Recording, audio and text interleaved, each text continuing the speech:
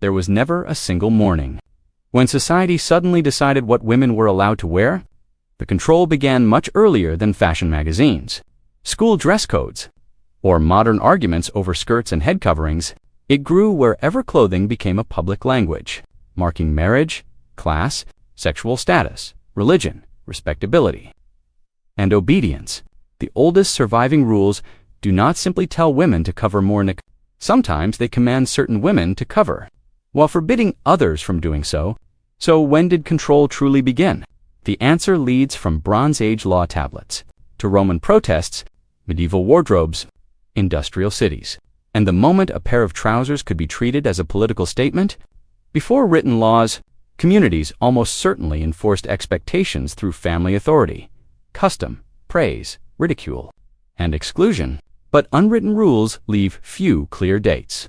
Archaeology can show cloth, jewelry, pins, or images of dressed bodies. It cannot always reveal who was punished for wearing the wrong thing. That is why the earliest surviving legal evidence matters. It does not prove that clothing control began there. It proves that, by that point, governments had already learned to use clothing as a visible system of classification. One of the clearest early examples appears in the Middle Assyrian Laws, preserved from the late 2nd millennium BCE. These laws regulated veiling in public. Wives, daughters, widows, and certain women connected to respectable households were required or permitted to veil, while enslaved women and prostitutes were forbidden to do so. The veil was therefore not simply a command of modesty.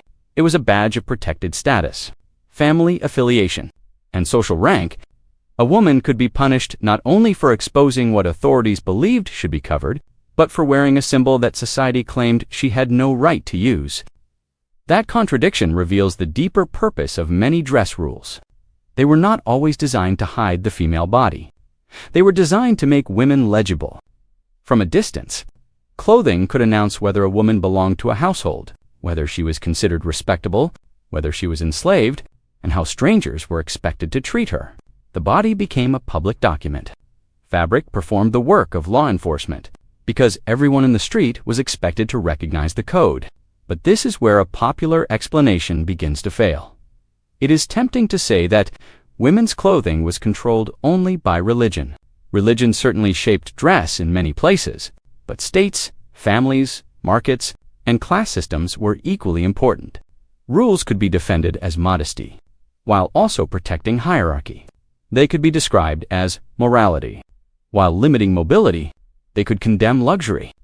While preserving elite privilege, the same garment might represent honor for one woman, and forbidden impersonation for another. Ancient Rome offers a striking example. During the Second Punic War, the Lex Appia of 215 BCE restricted women's possession and display of luxury. According to Livy's later account, women could not possess more than a small amount of gold, wear multicolored garments, or ride in carriages near towns, except for religious occasions. The measure belonged to a moment of military crisis, when public sacrifice and restraint were politically valuable. Yet the law focused on women's appearance and movement, turning personal ornament into a question of national discipline. 20 years later, when repeal was proposed, Roman women gathered publicly and appealed to male citizens. Livy describes a debate in which opponents feared that relaxing control would encourage female independence and luxury. The law was repealed in 195 BC. The episode is important, not because it was the first protest over clothing, which cannot be known, but because it exposes a recurring pattern. Governments present dress restrictions as temporary necessity, morality, or economic discipline, while those restrictions also define how visible and mobile women may be. Centuries later, medieval and Renaissance Europe developed elaborate sumptuary laws. These rules regulated expensive fabrics, fur, pearls, embroidery, colors, sleeve shapes, necklines, and decorative trims. Men were also restricted, especially when rulers wanted clothing to display rank. Yet women became frequent targets, because elite marriage, family honor, dowries, household spending, and sexual reputation were often imagined through female appearance. In cities crowded with merchants and artisans, wealth made social identity harder to read. A prosperous trader's wife might purchase cloth once associated with aristocracy, unsettling a hierarchy that authorities wanted the eye to recognize immediately. The rules were rarely simple or uniformly enforced. A law might permit silk to noble women, but deny it to women below a certain rank. Another might require prostitutes to wear a distinctive item. While local practice made that marker inconsistent or humiliating, authorities repeatedly issued regulations because people repeatedly ignored, negotiated, paid exemptions from, or creatively interpreted them. Fashion moved faster than legislation. Tailors altered cuts, merchants introduced new materials, and families found ways to display status without technically violating the latest order. Then a different historical force changed the argument: industrialization. By the 19th century, factories, department stores, printed advertisements, sewing machines, and ready-made clothing expanded access to changing styles. Clothing became more available, but women's respectability remained tightly policed. Middle-class ideals praised garments that signaled delicacy, domesticity, and moral restraint, even when heavy skirts and restrictive construction made work, travel, and exercise difficult. The control was not always written into criminal law. It appeared in employment rules, social ridicule, family pressure, newspaper, cartoons, and the fear that an unconventional woman would lose her reputation. In the United States, dress reformers challenged these expectations. Elizabeth Smith Miller wore a shortened dress over loose trousers. Elizabeth Cady Stanton adopted the style, and Amelia Bloomer publicized it in her newspaper, The Lily. Bloomer did not invent the outfit, but her name became attached to it. The clothing offered practical movement, yet critics treated it as a threat to gender order. Trousers seemed dangerous, not because fabric itself possessed power, but because they were associated with male citizenship, work, mobility, and authority. Some women's rights activists eventually abandoned the style. Because mockery of their clothing distracted from their political campaign, France provides an even sharper legal symbol.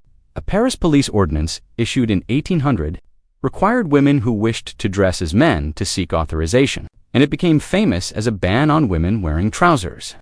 Although exceptions and changing practice weakened it, the ordinance survived as an obsolete legal relic. Long after women routinely wore pants, French authorities acknowledged in 2013 that it was incompatible with modern equality principles and had been implicitly repealed. The strange longevity of the text shows how a rule can become unenforceable before its cultural assumptions fully disappear. The 20th century did not end clothing control. It changed its vocabulary. At beaches, women's bathing suits became lighter and shorter, while officials and communities debated how much skin was acceptable. In schools, offices, factories, and public institutions, rules defined respectable hemlines, hairstyles, stockings, uniforms, and later trousers. New freedoms were often followed by new standards. The flapper's short skirt, the woman worker's practical clothing, the bikini, the miniskirt, and the pantsuit could each be celebrated as liberation and condemned as evidence of social decline.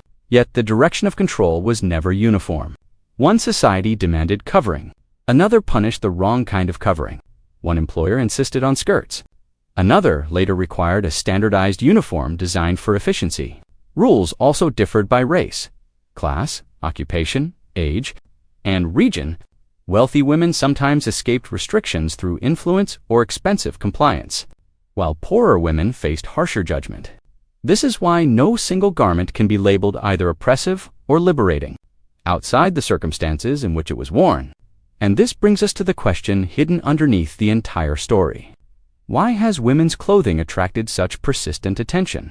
Clothing sits at the border between private choice and public interpretation. It can reveal wealth, occupation, faith, sexuality, age, rebellion, or belonging. Before a person speaks, in societies where women's legal identity, family role, marriage prospects, and public movement were closely supervised, controlling clothing offered a quick way to control reputation. The rule did not need to imprison every woman. It only needed to make the cost of nonconformity visible. Yet women were never merely passive objects of these systems. They altered garments, adopted forbidden styles, used fashion to claim status, paid fines, ignored regulations, organized reform, and transformed yesterday's scandal into tomorrow's ordinary clothing. Roman matrons pressed for repeal. Medieval women navigated complex luxury rules. 19th-century reformers accepted ridicule to argue that movement mattered more than convention. Workers, athletes, performers, students, and activists repeatedly proved that practical needs could reshape the boundary of respectability. So, when did society begin controlling women's clothing? The most honest answer is that the practice is older than any date we can recover. The earliest surviving written evidence shows organized control, at least as far back as the Bronze Age. But custom almost certainly came first. It did not develop from one cause. It grew from class hierarchy, family authority, ideas about sexuality, religious belief, economic anxiety, political crisis, and the desire to make social categories visible. The deeper lesson is that clothing rules are rarely only about clothing: a veil, jewel, hemline, swimsuit, or a pair of trousers.